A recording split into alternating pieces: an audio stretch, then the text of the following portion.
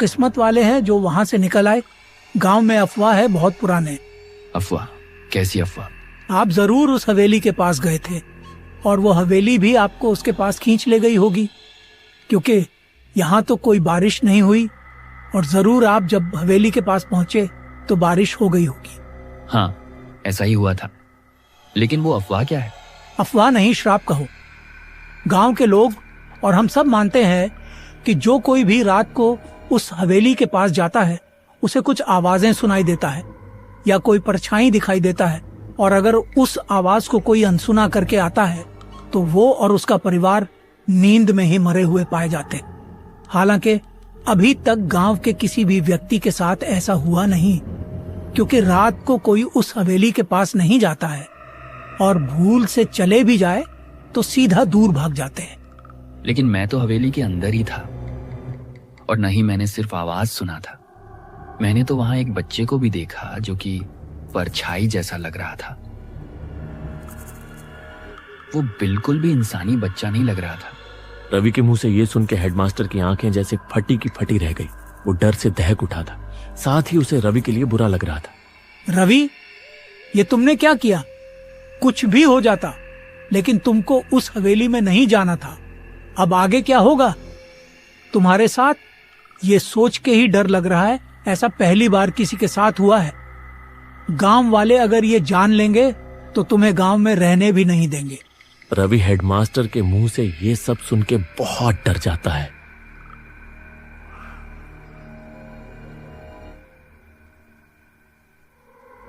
रवि उस रात हेडमास्टर के घर में ही रुकता है, लेकिन उसे उस घटना के बारे में सोच सोच के नींद नहीं आता है।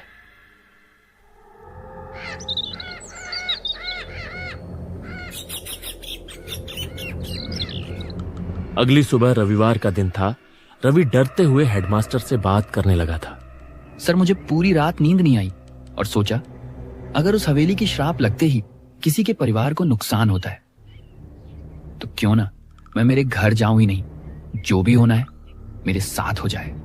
मेरे गलती की वजह से मेरी पत्नी को कुछ नहीं होना चाहिए। मैं आज ही उस हवेली में खुद जाऊंगा और जो भी होगा मेरे साथ होने दूंगा। बस मेरे पत्नी को कुछ नहीं होना चाहिए। नींद तो मुझे भी नहीं आई है। गांव में जो अफवाह फैली है उस पे जितनी विश्वास है उतना कहीं ना कहीं संदेह भी है। लगता है वहां कोई राज छुपा है। और कल जो तुमने बताया कि तुमने एक बच्चे की परछाई देखी, उससे मुझे बहुत हैरानी हो रही है। कैसी हैरानी सर? कहा जाता है कि बहुत वर्ष पहले उसमें गांव के सबसे अमीर ठाकुर हरिचंद्र और उनके बेटे का परिवार रहता था उस हवेली में।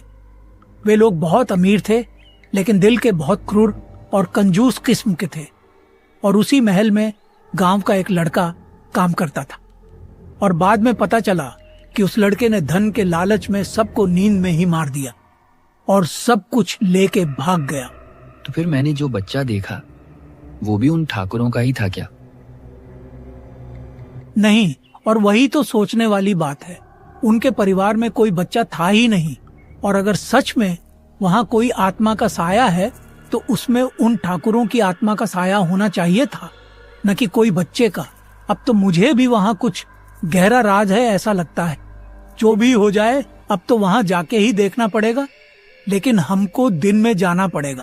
ठीक है, लेकिन आपको मेरे लिए खतरा उठाने की जरूरत नहीं थी। मैं अकेले ही चला जाऊंगा। नहीं नहीं, अब तो मुझे जानना ही है कि वहां का राज आखिर है क्या। दोनों उस हवेली में जाने की ठान लेते हैं और कुछ समय बाद दोनों हवेली जा पहुंचते हैं।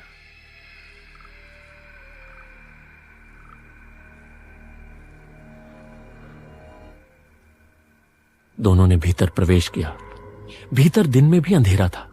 रात के मुकाबले कम था, लेकिन देखने में बहुत भयानक लग रहा था। रवि सीधा जोर जोर से बोलने लगा। कौन हो तुम? और तुमने कल रात को मुझे यहां क्यों बुलाया? मुझे पता है कल रात तुम ही मुझे यहां खींच लाए थे। क्या चाहिए मुझसे? रवि, ऐसे बोलना ठीक नहीं रहेगा। हमें नुकसान पहुंचाएगा वो। रवि कुछ बोलने ही वाला था कि अचानक दूर वही बच्चा दिखता है, लेकिन इस बार वो बच्चा पूरा साफ साफ दिखाई दे रहा था। जैसे कोई गांव का मामूली सा बच्चा हो। तुम ही हो ना? तुम ही हो जो कल रात मुझे दिखे थे। रवि, इसे देखकर तो ऐसा लगता है कि ये वही लड़का है जो हवेली में काम करता था। बहुत सालों से चली आई हुई कहानी सुन के तो ये वही बच्चा लग रहा है। हेडमास्टर रवि को ये सब बोल ही रहा था कि तभी वो बच्चा अचानक से उनके एकदम करीब आ गया। दोनों ये देख बहुत डर गए, लेकिन फिर उन्होंने देखा कि उस बच्चे के चेहरे पर दुख साफ झलक रहा था और वो रो रहा था। मुझे पता है तुम हमसे कुछ कहना चाहते हो। बताओ क्या कहना चाहते हो और क्यों गांव वालों पे अपना श्राप देके रखा है? रवि के ये पूछने पे लड़का कुछ समय तक कुछ भी जवाब नहीं देता और माहौल एकदम सन्नाटा पड़ जाता है। बस ठंडी हवा की आवाज आ रही होती है। कुछ समय बाद वो बच्चा बोलने लगता है, मेरी मदद कर दो, मुझे मुक्ति चाहिए। मुक्ति? हाँ, कल भी वही बोल रहे थे। आखिर क्या मुक्ति चाहिए तुम्हें? तुम्हें हुआ क्या है? सब बताऊंगा। कोई भी नहीं सुनता मेरी बात, सब डर कर भाग जाते हैं। तुम दोनों पहले हो जो खुद यहाँ आए हो। हम नहीं भागेंगे, हमें सब बताओ। कई वर्ष पहले की बात है। मैं अपनी माँ बाबा के साथ इसी गांव में रहता था। बाबा बीमारी के चलते ठीक से काम नहीं कर पाते थे और घर चलाने के लिए मैं इस हवेली के ठाकुर हरिचंद्र के पास काम करने आया था। वे लोग मुझे रोज की सब काम करवाते थे और अगर मुझसे कुछ भी गलती हो जाती थी तब वो लोग मुझे बहुत मारते थे। एक दिन जब मैं सफाई का काम कर रहा था, मुझसे गलती से एक उनकी पुस्तैनी कलश टूट गया और ये देख के ठाकुर के बेटे ने गुस्से में आके डंडे से मेरे सिर पे मार दिया और मैं वहीं तड़पने लगा। मैं खुद को तड़पते हुए मरते महसूस कर रहा था, लेकिन मैं कुछ कर भी नहीं सकता था, इसलिए मरते समय उनको अभिशाप दे गया। तुम लोगों ने जैसे एक छोटी सी गलती की वजह से मुझे इतनी बड़ी सजा दी है, वैसे ही तुम लोग भी इस पाप का सजा खुद ही भुगत के मर जाओगे। लड़के के मरने के बाद सब लोग उसके लाश को अपने हवेली के तहखाने में रख देते हैं।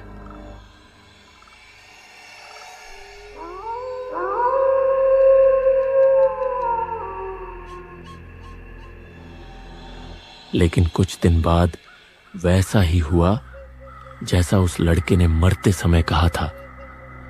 उनके कुएं में एक जहरीला सांप मर जाता है और जब सब लोग वो पानी पीते हैं, सब रात को अपने अपने बिस्तर में ही मरे हुए मिलते हैं। गांव वालों ने जब देखा कि सब लोग रहस्यमयी तरीके से मरे हुए थे, तब लोगों ने सोचा कि मैंने सबकी हत्या करके उनका धन लेके कहीं दूर भाग गया। और फिर गांव के लोगों ने ठाकुर के परिवार का अंतिम संस्कार करके मेरे माँ बाबूजी को गांव से निकाल दिया और जंगल में भटकने के लिए छोड़ दिया। मुझे तो पता भी नहीं चला कि मेरे माँ बाबा ने अपनी आखिरी समय में क्या कहा और कैसे बिताया। मैंने सोचा था कि मैं उनको एक अच्छी जीवन दूं, लेकिन मेरी वजह से वे हत्यारे के माता पिता कहलाए और मैं बेबस होकर इस हवेली में कैद हो गए। रवि और हेडमास्टर लड़के के मुंह से ये सुन के बहुत उदास हो गए और लड़के की दुख भरी कहानी सुन के दोनों के आंखों से आंसू निकल गए। बहुत बुरा हुआ तुम्हारे साथ। ऐसा किसी के साथ भी होगा तो उस पे क्या बीतेगी मैं समझ सकता हूं, लेकिन कृपया तुम गांव वालों को नुकसान मत पहुंचाना। हम तुम्हारी मदद करेंगे। हम करेंगे तुम्हारी अंतिम संस्कार और सब गांव वालों के सामने ये सच्चाई लाएंगे। अब सच्चाई किसी के सामने लाने का कोई फायदा नहीं है, लेकिन तुम लोग मेरा अंतिम संस्कार कर दो। कम से कम मरने के बाद तो मैं अपनी माँ बाबा के पास जाके अपनी दायित्व न निभाने का माफी मांग पाऊंगा। ठीक है, हम करेंगे, लेकिन हमें ठीक से करना क्या होगा ये बता सकते हो? तहखाने में मेरे शरीर को रखा था उन्होंने। जो अंश मेरे शरीर की बची होगी उसको ले जाके पंडित से चिता पे अग्नि दे दो, मुझे मुक्ति मिल जाएगी। कुछ समय बाद दोनों तहखाने से उस लड़के की शरीर की बची कुची अंश को ले जाके पंडित से चिता पे अग्नि दे देते हैं।